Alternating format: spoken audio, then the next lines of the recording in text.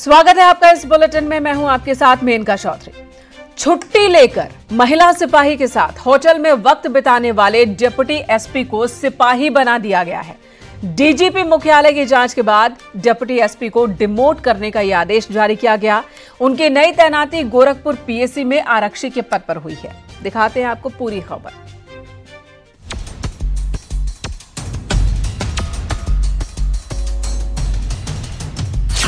अफसर को इश्कबाजी की सजा,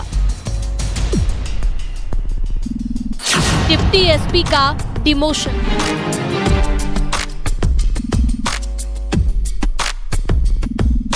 इश्क में लोग क्या क्या नहीं कर जाते।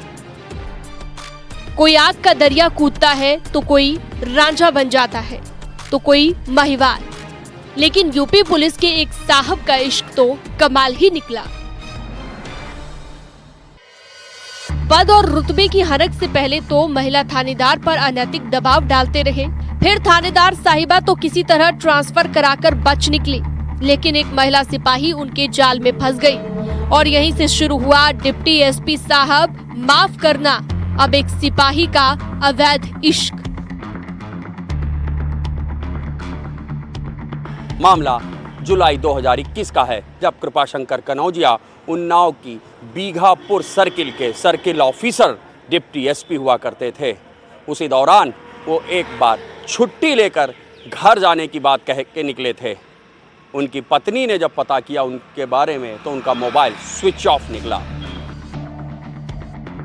जब सीओ का फोन बंद आया तो उनकी पत्नी काफी परेशान हो गई और जब उन्होंने किसी और से संपर्क किया तो पता चला कि कृपाशंकर छुट्टी लेकर निकले हुए हैं। पत्नी ने अनहोनी होने की आशंका जताते हुए शिकायत दर्ज की। अपने अफसर की गुमशुदगी ने उन्नाव के कप्तान को परेशान कर दिया। उन्होंने फौरन सर्विलांस टीम के साथ 2 और पुलिस की टीमें लगाई और फौरन डिप्टी एसपी को ढूंढ निकालने का आदेश दिया। लेकिन किसी को पता नहीं था कि सच सभी को हैरान कर देगा। किसी अनहोनी की आशंका के चलते जब उनके मोबाइल की लोकेशन निकाली गई तो वो कानपुर के एक होटल में मिल रही थी। उन्नाव पुलिस जब उस होटल में पहुंची तो वहां पर एक महिला सिपाही के साथ कृपाशंकर कनौजिया मिले। ये पूरा मामला मेन स्ट्रीम मीडिया और सोशल मीडिया में काफी चर्चित हुआ था।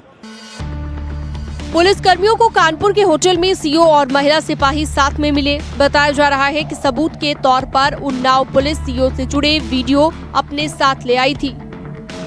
होटल में एंट्री करते वक्त सीओ और उनकी महिला मित्र सीसीटीवी कैमरे में कैद हुए थे और तभी इस मामले की रिपोर्ट शासन को भेजी गई। शासन ने पूरे मामले पर समीक्षा के बाद कृपाशंकर कनौजिया को रिवर्ट कर सिपाही बनाने की संस्तुति दी। अब कृपाशंकर को 6वीं वाहिनी पीएसी गोरखपुर में एफ दल में आरक्षी पद पर तैनात किया गया है। सिपाही से ही प्रमोशन पाकर उन्होंने सीओ तक का सफर तय किया था। सूत्र तो ये भी दावा करते हैं कि साहब की आशिक मिजाजी से कई महिला पुलिसकर्मी परेशान थी। वो अलग बात है कि जब वो रंगे हाथ रंगरलियां मनाते हुए पकड़े गए तब उन पर कार्रवाई हुई। कल तक जो इंस्पेक्टर और दारोगा सैल्यूट मारते थे, अब डिप्टी एसपी सिपाही बनने के बाद उन्हें सैल्यूट मारते नजर आएंगे। Bureau report, news 18।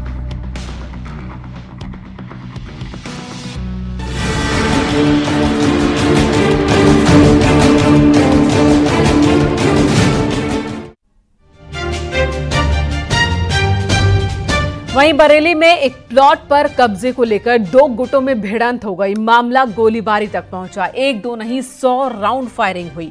अब इस मामले में पुलिस ने एनकाउंटर के बाद एक को गिरफ्तार किया है, जबकि कई अन्य आरोपी हैं जिनकी गिरफ्तारी की गई है।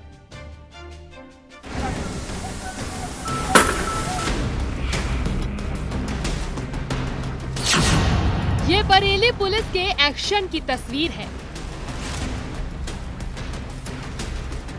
ताबड़तोड़ एनकाउंटर, बैक टू बैक गिरफ्तारियां। ये बवाल थमने के बाद की कहानी है, जिसमें एनकाउंटर भी है, गिरफ्तारियां भी हैं, लेकिन हैरान करने वाली तस्वीरें बवाल के वक्त की हैं, जो एक एक कर सामने आ रही हैं।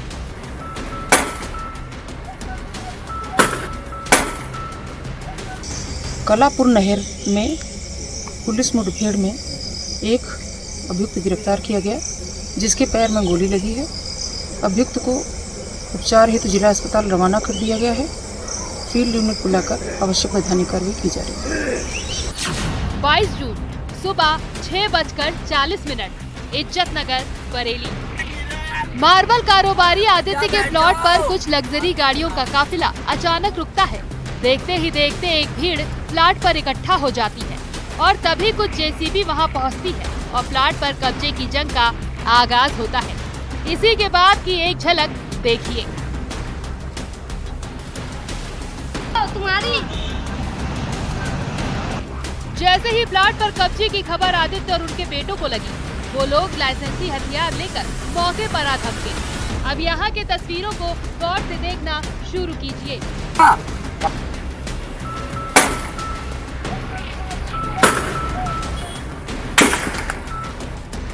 तस्वीरों में देखिए, आदित्य की कार जब पहुंचती है तो पुलिस मौके पर ही मौजूद होती है, लेकिन कोई भी पुलिस वाला गाड़ियों से नीचे नहीं उतरता।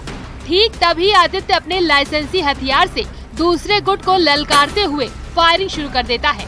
फिर क्या था, कितने राउंड गोलियां चली कोई नहीं गिन पाया। इसी बीच दूसरी तरफ से भी खुलेआम फायरिंग की जाती है। गाड़ी से कुचलने की कोशिश की जाती है और तभी आदित्य पेट्रोल से जेसीबी को आग लगा देता है। पहले उनको जमा करो सर। ये हमारी लाइसेंस है। हमारी है सर, लाइसेंस है हमारी। अरे यार वो 10-15 लोग लाइसेंस चला रहे हैं। सब कुछ किसी एक्शन फिल्म की तरह चल रहा था। मंजर ऐसा था कि लोगों ने घरों के दरवाजे बंद कर लिए। घंटों तक दहशत का कब्जा रहा। नायक की तरह पुलिस ने आदित्य गुट के लोगों को पकड़ लिया। हथियार भी फौरन जब्त कर लिया गया और फिर फरार लोगों की ताबड़तोड़ गिरफ्तारी शुरू हुई।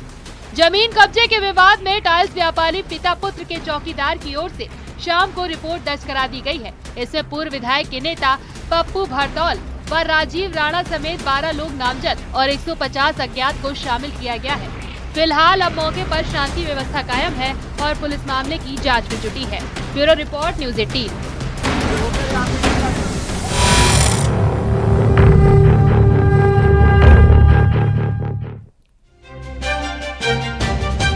और उधर आगरा पुलिस ने फर्जी कस्टम अफसर बनकर लूटने वालों को गिरफ्तार किया। लुटेरों के पास से लूट का सोना और फ्लैट के दस्तावेज बरामद किए गए। इन शातिर अपराधियों ने फर्जी कस्टम अधिकारी बनकर सोना कारोबारी से सोना चेक करने के बहाने लूट की थी। तभी से पुलिस इनकी तलाश में जुटी हुई थी और अब पुलिस को मिली कामयाबी।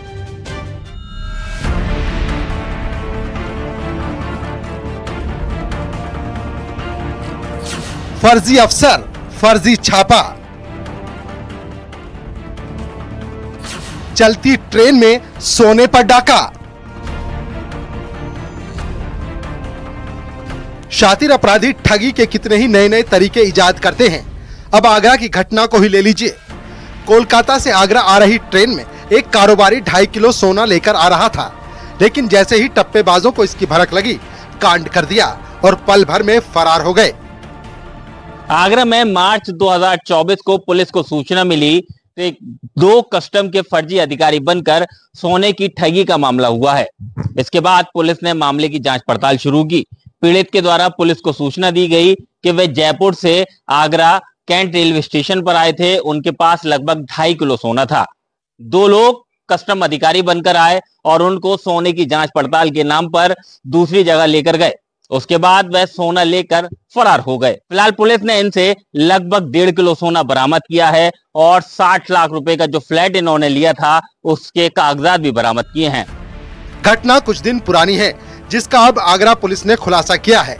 पुलिस के मुताबिक इन शातिर अपराधियों ने फर्जी कस्टम अफसर बनकर छापा मारा था और कैंट रेलवे स्टेशन से ही दोनों कारोबारियों को अपने साथ ले गए, जबकि सोने को जांच के बहाने लूट लिया गया।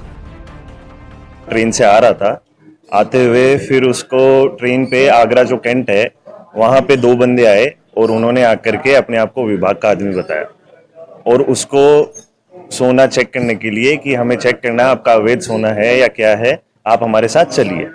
तो उसको वो ले गए, ले जाकर के पटरी के साथ साथ ब्रिज के नीचे ले गए। तो ब्रिज के नीचे ले जाकर के उससे वो सोना लूट लिया और लूट करके वहां से वो लोग चले गए। आगरा पुलिस को जैसे ही इन फर्जी कस्टम अफसरों की भनक लगी, पुलिस की टीमें इनके पीछे पड़ गयी। अब पुलिस ने 3 शातिर ठगों को गिरफ्तार किया है। तो ने उनके साथ कस्टम ऑफिसर बन के और उस सोने की जांच करने के प्रिटेक्स्ट पे टप्पेबाजी की घटना कारित की थी। उनसे लगभग 2.5 किलो सोना उन्होंने बताया था। कैमरा देखते हुए इन अभियुक्तों के निवास स्थान जो कि राजस्थान है वहां तक पहुंची। इसके अलावा 2 अन्य अभियुक्त उनकी गिरफ्तारी हुई और उन्होंने बताया कि इस जो सोना इन्होंने टप्पेबाजी की थी उसमें से 1 किलो लॉकर में रखा गया था। उस लॉकर से उसको वैदिक प्रक्रिया का पालन करते हुए उस 1 किलो सोने की बरामदगी हुई। 500 ग्राम सोना जो अन्य उन्होंने कहीं बेचा था उसकी बरामदगी हुई। फिलहाल पुलिस ने तीनों टप्पेबाजों से 1.5 किलो सोना और फ्लैट के कागजात बरामद किए हैं, जबकि सोने के बदले खरीदे गए फ्लैट को पुलिस जब्त करने की तैयारी कर रही है। आगरा से न्यूज़ 18 के लिए कामिर कुरैशी की रिपोर्ट।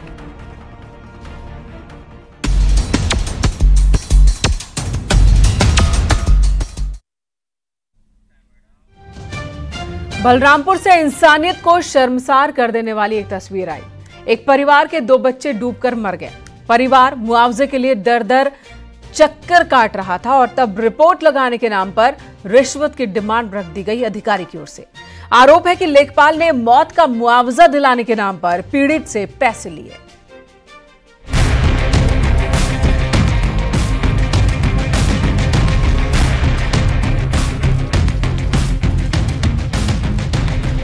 मौत के मुआवजे में रिश्वत, बच्चों की मौत, लेखपाल की मौज। मातम में भी मुनाफा ढूंढने वाला। गौर से देखिए इस चेहरे को। हाथ कैसे 500 की नोट पर लपक रहे हैं, कैसे खुलेआम पैसे लेकर काम कराने की हामी भर रहा है ये सरकारी मुलाजिम। लेकिन इन पैसों के बदले जिस काम को कराने की बात हो रही है उसे सुनकर आपका भी कलेजा कांप उठेगा। बलरामपुर में पहाड़ी नाले में डूबने से हुई 2 बच्चों की मौत का सौदा लेखपाल ने किया है। आपदा राहत के नाम पर सरकार से मिलने वाले मुआवजे में लेखपाल ने रिश्वत ली है। इस संबंध में एक वीडियो भी वायरल हुआ है। हालांकि न्यूज़ 18 इस वायरल वीडियो की पुष्टि नहीं करता है, लेकिन वीडियो वायरल होने के बाद हड़कंप मचा हुआ है। जिला प्रशासन ने इस वायरल वीडियो को लेकर जांच टीम गठित कर दी है और जांच के बाद ही यह पता चल पाएगा कि वास्तविकता क्या है। दरअसल 12 अप्रैल को 2 बच्चों की डूबने से मौत हो गई थी।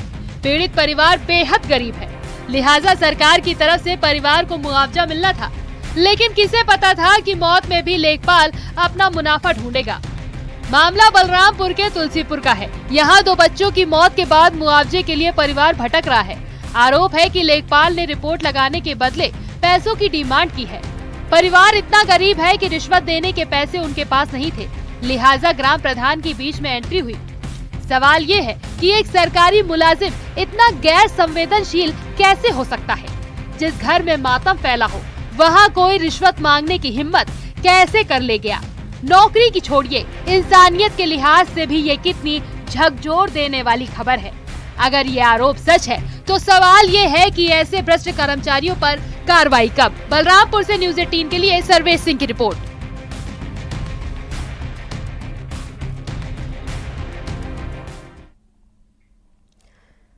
इधर दिल्ली पुलिस के स्पेशल सेल ने 5 कुख्यात गैंगस्टर्स के खिलाफ बड़ा अभियान चलाया है। दिल्ली पुलिस ने 5 कुख्यात गैंगस्टर्स के 16 गुर्गों को गिरफ्तार किया। पहली बार दिल्ली पुलिस स्पेशल सेल ने गैंगस्टर्स के करीब 200 सोशल मीडिया अकाउंट्स बंद कर दिए। पुलिस का पहला ऑपरेशन जलंधर, पंजाब में चला। पुलिस की टीम ने वहां से एक लेडी डॉन और उसके साथी को गिरफ्तार किया। दिल्ली पुलिस ने गैंगस्टर्स के खिलाफ इस ऑपरेशन का नाम no name no fame operation रखा।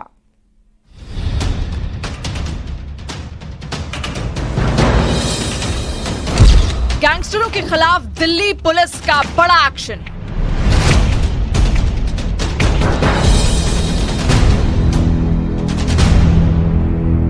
दिल्ली पुलिस ने चलाया no name no fame operation.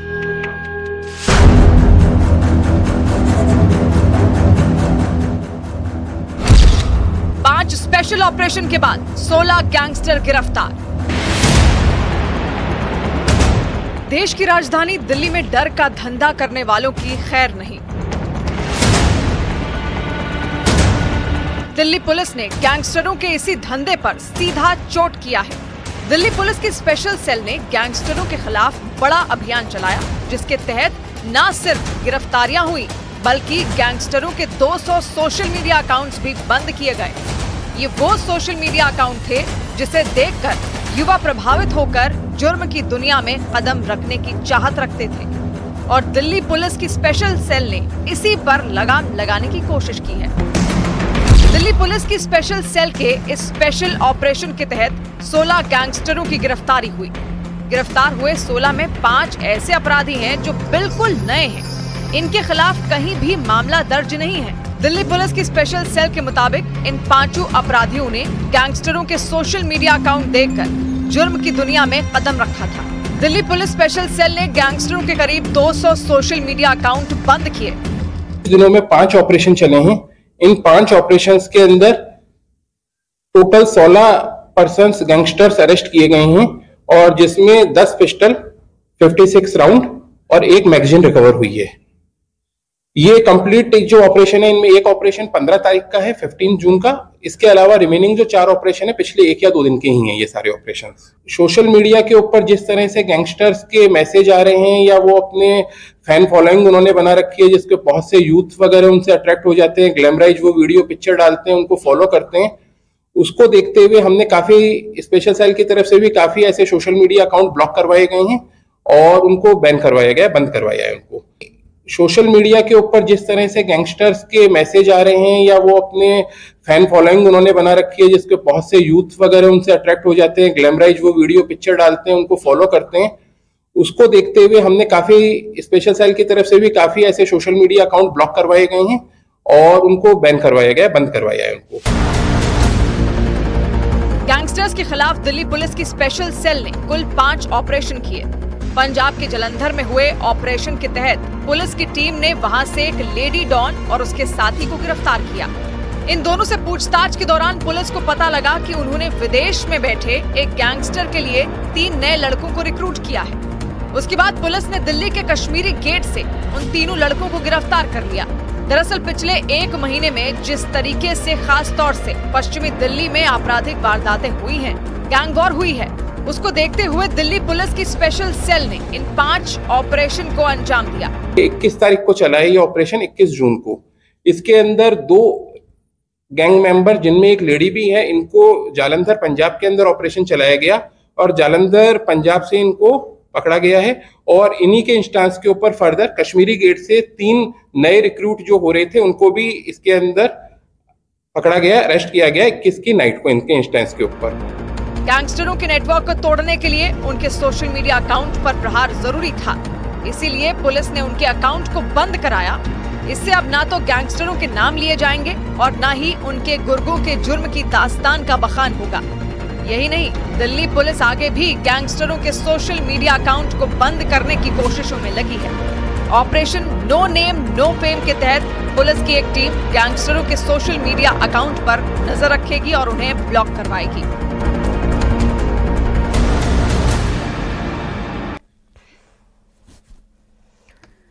और आज यूपी के कई शहरों से हादसों की खबर आई। झांसी में रफ्तार का कहर देखने को मिला, जहां ट्रक ने ट्रैक्टर को टक्कर मार दी और इस हादसे में एक किसान की जान चली गई। घटना चिरगांव थाना क्षेत्र की है। वहीं हापुड़ में ट्रक ने बाइक पर सवार मां और बेटे को टक्कर मार दी।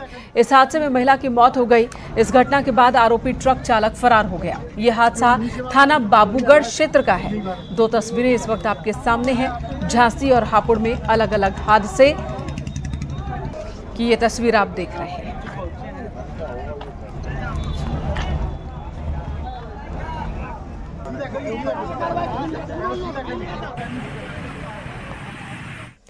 और अगली खबर गाजियाबाद से, जहां पर थाना टीला मोड़ इलाके में एक मकान में आग लग गई। इस हादसे में परिवार के 7 सदस्य झुलस गए, जिनमें मां और 2 बेटियों की अस्पताल में मौत हो गई। 4 झुलसे लोगों को इलाज के लिए दिल्ली ले जाया गया। गुरु तेग बहादुर हॉस्पिटल में इस वक्त इलाज चल रहा है। रसोई में खाना बनाते वक्त हादसा हुआ था। आशंका है कि वेल्डिंग की चिंगारी रसोई तक पहुंच गई थी। रसोई में रखे 2 गैस सिलेंडर ने आग पकड़ ली, जिसके बाद आग ने विकराल रूप धारण कर लिया।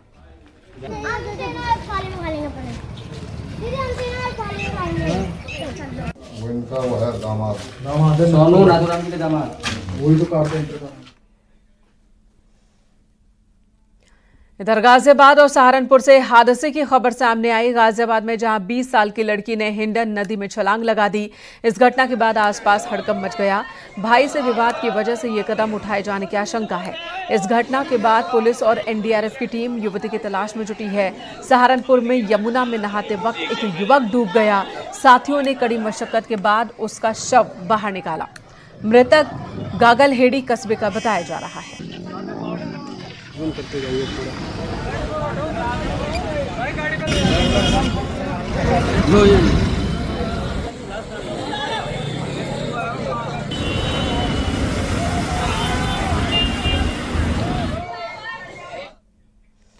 और अगली खबर मथुरा से, जहां पर एक बेकाबू ट्रक ने 2 लोगों को टक्कर मार दी और इस हादसे में एक शख्स की मौत हो गई जबकि दूसरा जख्मी है। हादसा थाना हाईवे के नरहौली चौराहे के पास का है जहां यह हादसा हुआ। हादसे के बाद आरोपी चालक ट्रक को छोड़कर सीधे थाने पहुंचा। पुलिस ने ट्रक को कब्जे में ले लिया है।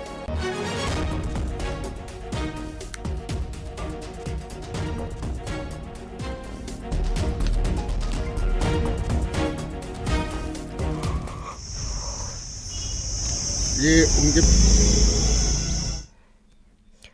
इधर समाजवादी पार्टी के विधायक अभय सिंह ने मुख्यमंत्री योगी आदित्यनाथ से मुलाकात की। लखनऊ में सीएम आवास पर यह मुलाकात हुई है। अभय सिंह अयोध्या की गोसाईगंज विधानसभा सीट पर समाजवादी पार्टी के विधायक हैं। राज्यसभा चुनाव में अभय सिंह ने बीजेपी प्रत्याशियों के पक्ष में वोटिंग की थी।